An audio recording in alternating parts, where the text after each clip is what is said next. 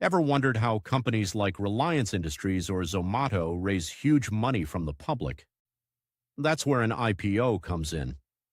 IPO stands for Initial Public Offering. It's the process by which a private company becomes a public company by offering its shares to the general public for the first time. Let's break it down.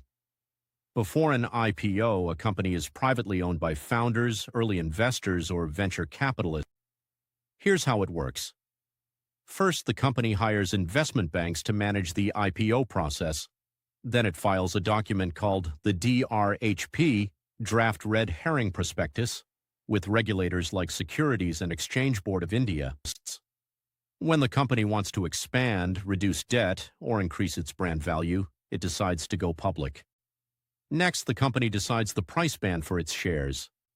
Investors, including you and me, can apply for these shares during the IPO window.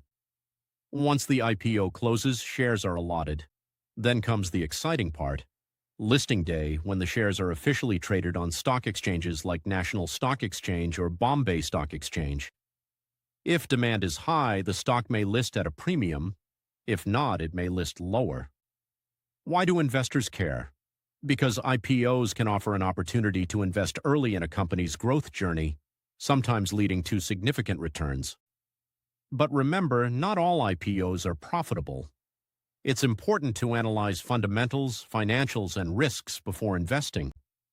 In short, an IPO is a company's way of saying, we're ready to grow, and we want you to be a part of our journey. And that's IPO in 120 seconds.